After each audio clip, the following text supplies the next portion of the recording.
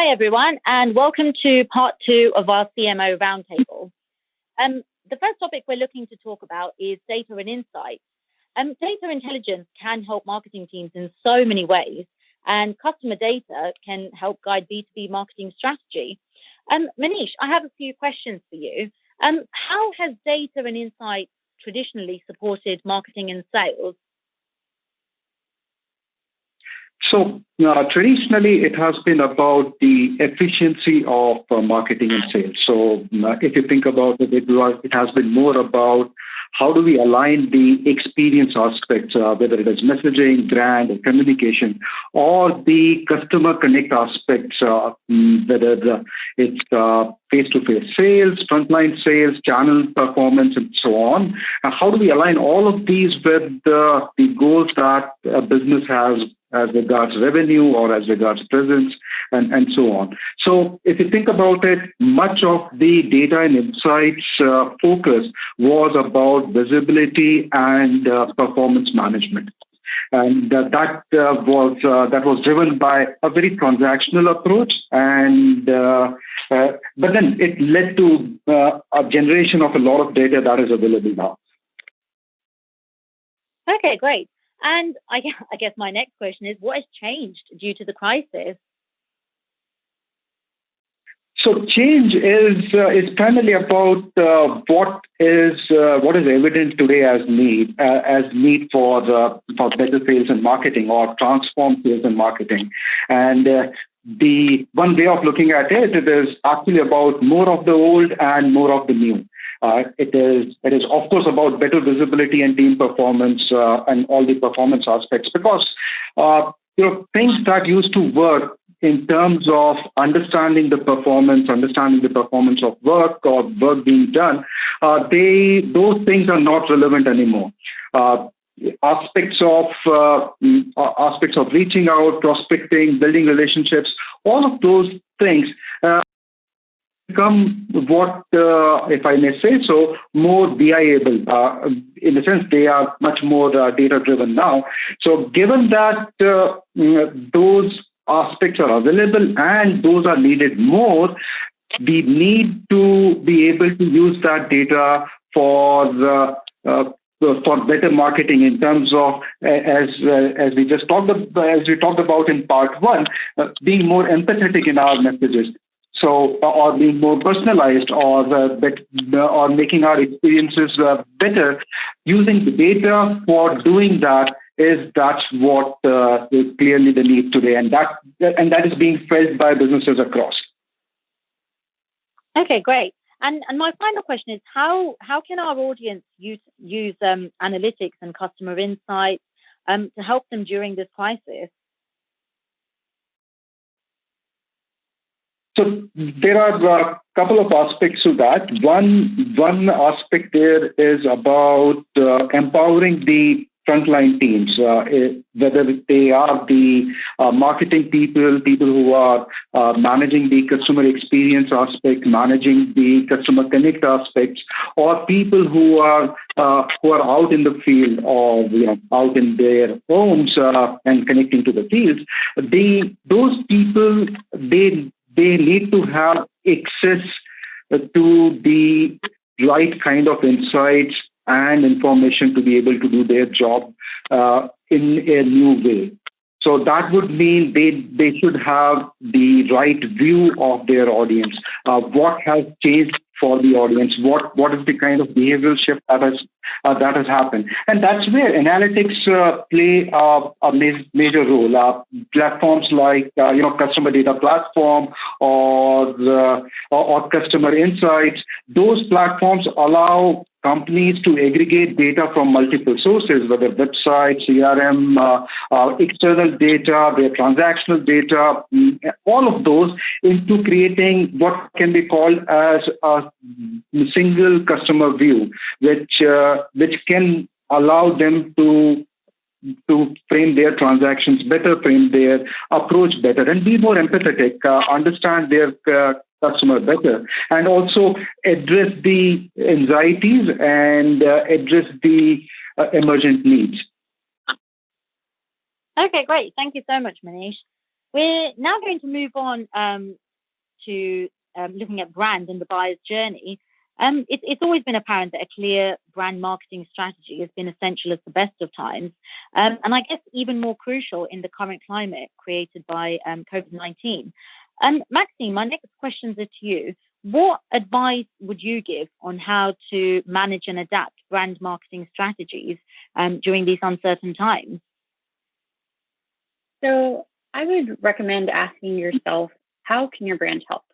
So there's so much going on right now, and there's a lot of uncertainty, and people are shifting into remote lifestyle, and there's a lot of struggles, a lot of pain points with that, right? A lot of companies, as mentioned before, and I think the prior webcast, that people weren't ready for this to just shift from one day to the next to just be completely at home. So I think from a branding perspective, looking at how can you help them solve those pain points? What things can you do to help make their lives easier?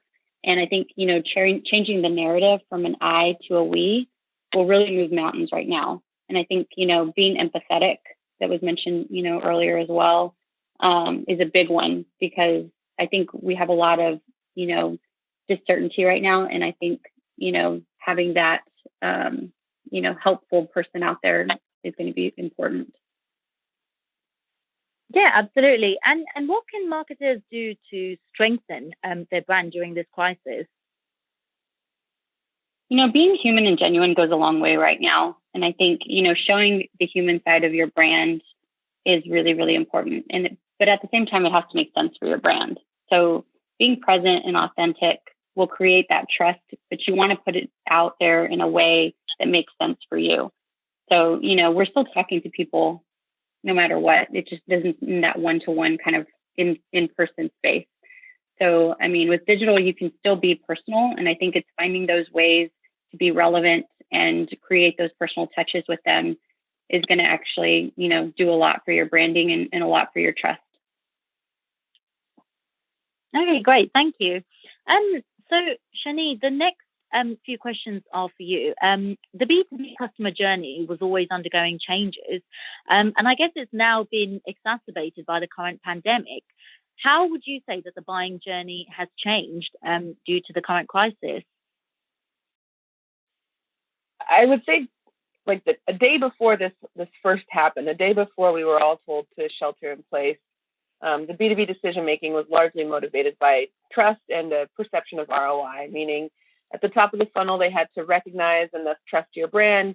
And then down through the mid and bottom of funnel, they wanted to learn a lot about how your product could solve their problem and drive ROI. But now the main thing kind of affecting decision making is their fear and uncertainty. Fear for themselves. Will I still have this job in 6 months? What's happening in my life with my family? Who's taking care of the kids? Am I taking care of the kids? Fear for the program that they're working on. Will my team still be doing this in 6 months? Will we have the budget that we originally had allocated to us? And fear for their company, especially when you're selling into SMBs, there's definitely fear around whether their company will be there in 6 months. All of that fear in all parts of their lives is making them hesitant to make choices. And that includes purchase decisions. So what we're seeing is buyers are taking much longer. They're pushing their decisions out further, like, hey, check in with me in the fall, even when they acknowledge that the solution that you're selling very clearly solves their problem. It's just not enough because of all the fear that is sort of overtaking all parts of their lives. So in a lot of ways, it's lengthening the journey. Okay, and how can brands guide their customers through the new buying journey? The first thing I would tell brands is be patient. Be patient with yourselves, be patient with your customers, and know that you're going to need to nurture for much longer. In a lot of ways, we're all sort of like these scared puppies, and just like with a scared puppy who maybe has been through something traumatic, you have to be kind and slow and be patient with them. And I think that means that your content pipeline, what you're ready to publish, needs to be really long. You need to have way more content than you used to have in order to convert a lead. And your messages need to convey messages of reliability, stability, support. things that they can turn to while everything else is uncertain. They should be able to think about your brand as the thing they can rely on. For Crunchbase, this meant creating a library of content related to how prospects can continue to be successful despite uncertainty, and how we can help them as a part of that. So really be that rock that a lead can rely on, and be there for as long as they need, because you never know when that tide is going to turn, but you want to be there when they're ready. Absolutely. Great. Well, thank you so much. We will actually look at messaging and how to adapt that in detail later on in this webinar series. So we're now going to talk about virtual events. Live events were a huge part of many marketing strategies, and it has been one of the hardest hit channels, obviously due to social distancing measures, restrictions on crowd numbers, and so forth. Our recent findings showed that prior to the coronavirus, that trade shows, conferences, and networking events were very popular offline marketing channels. However, most marketers have probably been faced with the decision to move their planned face-to-face events to virtual ones, or perhaps have attended a virtual event like those listening in on our webinar today. My next question is to you, Karen.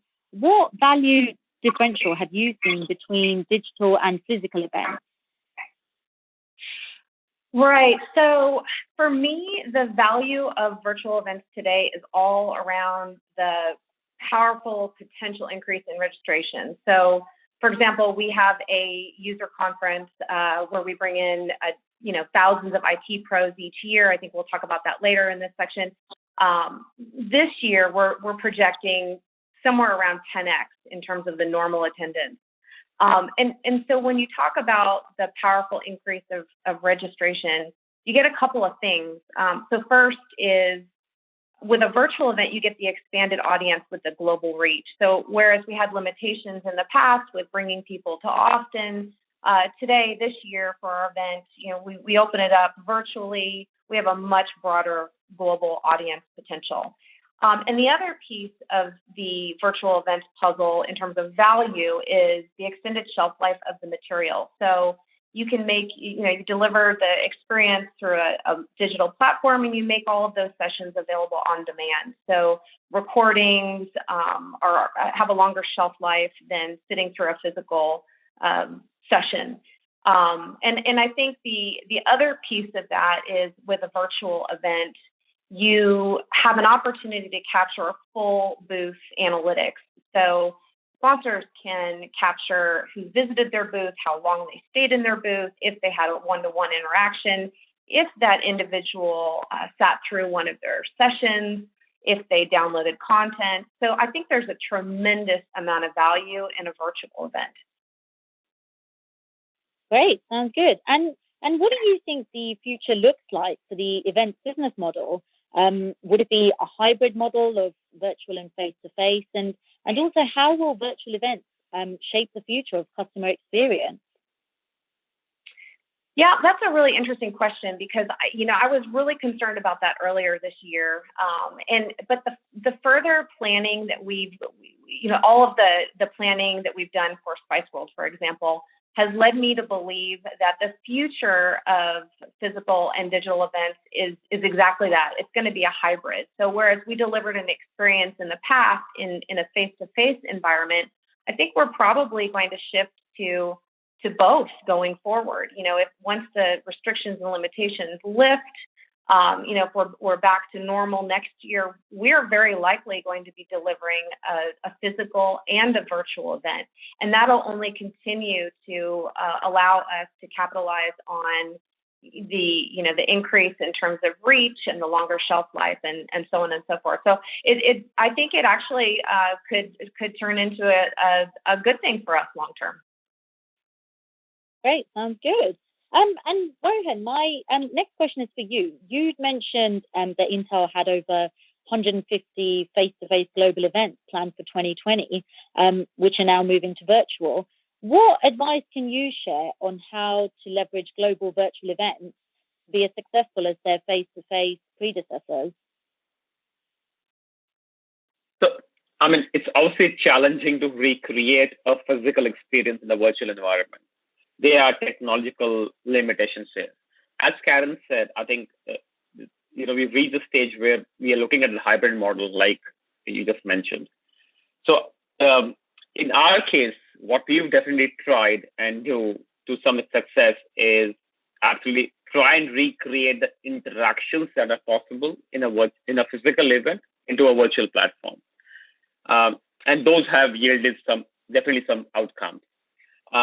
Now, what happens is that now you cannot absolutely recreate the whole networking aspect in the virtual event.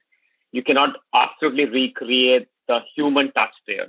But what you can definitely try and build up is the element of content being created and disseminated to audiences. And the fact is, a lot of people attend these events in the physical space is to get access to great content. So that can be, I would say, very well delivered through a virtual channel.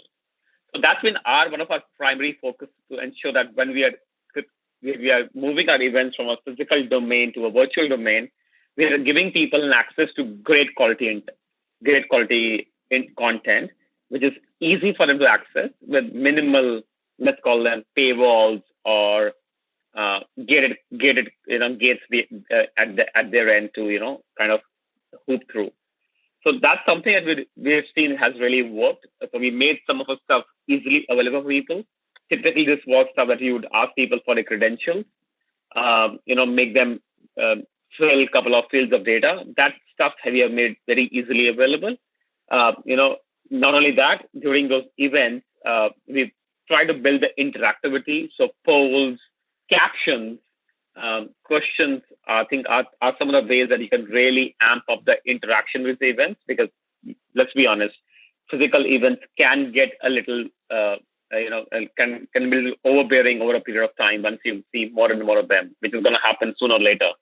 So we're trying to build interactivity, bring in short elements to it. Again, that's work for us. So something that you guys are trying to do right here is like have a shorter interactions rather than having longer ones. That worked very well. So we've seen TED Talks have really, kind of changed the way people access content, how they receive and relate to content. So we're trying to bring all those learnings that people are accessing through their real world into even what we do from a branded perspective. And that are some of the tips I can say, so this was some of my inputs here. Great. Well, thank you so much. You mentioned content and its importance, which leads us nicely to the next topic, which is content marketing, the content marketing funnel and customer behavior. I'd say prior to the COVID crisis that content was king, and as I like to say, distribution was queen. We all knew the drill. You've got to plan and implement a thorough content marketing strategy, to produce high quality, engaging and relevant content for our audience. I guess if you fast forward to today, it's just not enough to keep churning out the same content as before. We now have to create high quality, personalized content to cater the need at all funnel stages. We're really having to rethink what type of content to create, looking at the topic and tone, and not to mention through which channels are now considered appropriate to reach our intended audience. Maxine, my next questions are to you. How should marketers be rethinking their content marketing strategy? So I think the first thing I would say is really ask the question, what do you think content is? And whatever, pops into your head, I'd expand that view, right? Because it's not just your website. It's not just copy on a web page. There's so much more that we can be doing right now. I go back to video a lot because people really like that, that form of media. And if there's captions, if there's transcripts, it makes it easy for them to consume in whatever different way they are. It's looking at mobile. How does mobile affect things, But I think, at the end of the day, thinking about content as a cycle and looking at all the different touch points where somebody can be interacting and really creating this experience for them based on all of the different things that they're doing. What are their behaviors? Where are they going? Are they on, which third-party sites are they looking for content on? Why did they come to your website to get information? And so I think if you're looking at it as this kind of cycle, even after they've purchased your product, you should still be contacting and communicating with them and being a trusted leader to them in whatever, form that they're looking for. And no matter what, all of your different touch points should all work together and really tell the same story, to that individual.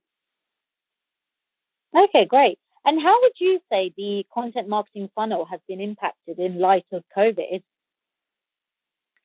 I think one of the biggest things and the most obvious thing is that people are just sitting in front of a computer all day, every day almost. And, whereas you could maybe interact with them in person, we can't really do that anymore.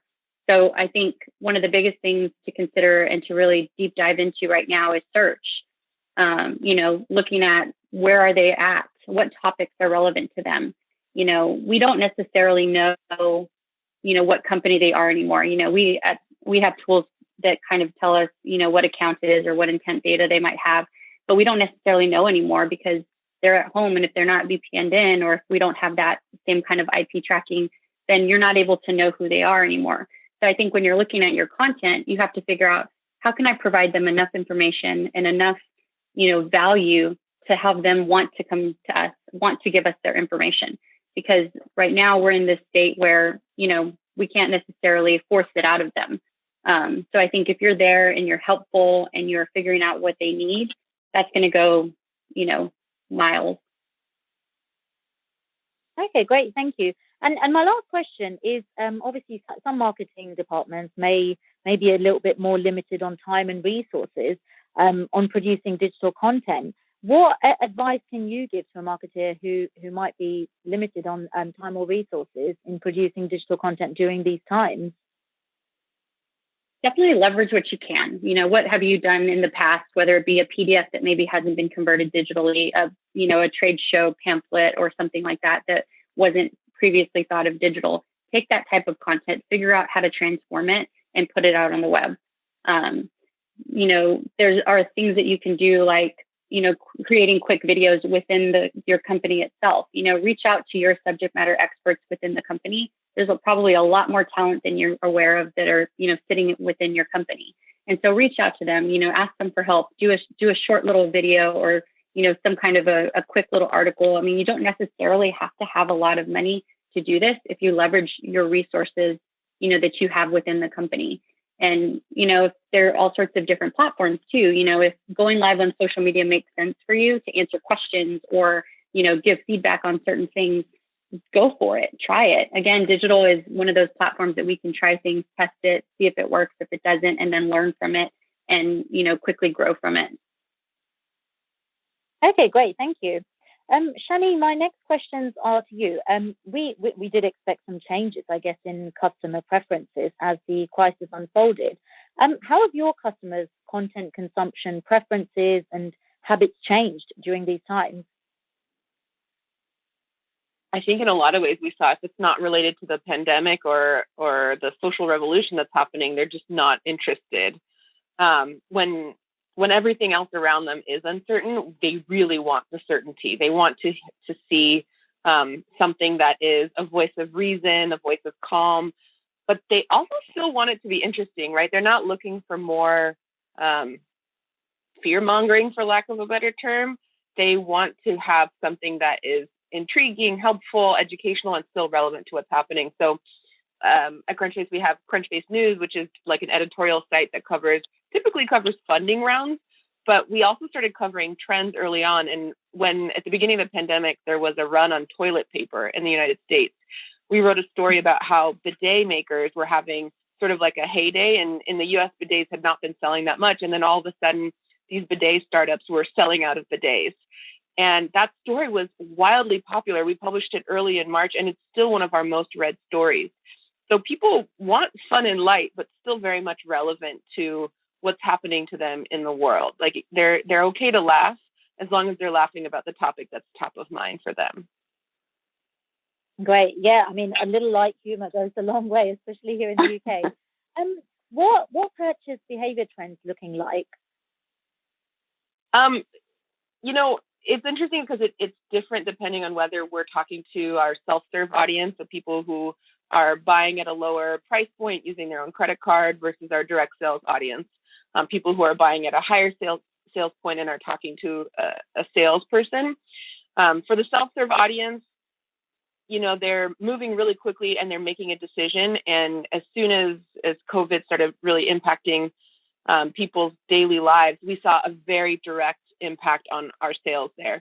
It happened within a day. We saw there was a drop. Similarly, as people started getting used to sheltering in place, we saw a pretty quick recovery on our self-serve audience. Conversely, on the direct sales side, it was a little bit slower to start, and it's also been slower to recover. So the purchasing trends on the self-serve side was, oh, quick, I'm going to stop swiping my credit card. I have full power and control over that. On the direct sales side, it was, I'm going to continue spending my budget until I hear from executives that my budget might be in peril, in which case I'm going to hold off. And I haven't heard back from my executives on whether I'm free to continue buying, so I'm still holding off. Just sort of thinking about that in terms of the differences between kind of B2B and B2C2B, it's that consumers are faster and more reactive in positive and negative directions, and B2B is a lot slower, but eventually they follow along. So you can use each one as sort of a signal for the other. So B2C gives you a signal on what might happen on B2B. Similarly, B2B gives you a lot more insight into what's going through the purchase decision maker's mind and gives you insight for B2C. Thank you all so much. That wraps up part 2. And you can join our panelists for part 3 to find out more about how to adapt your marketing messaging and communication. We'll talk about lead nurturing, go-to-market strategies, and give you some cool and innovative ideas on how to stay ahead of competition. Thank you very much.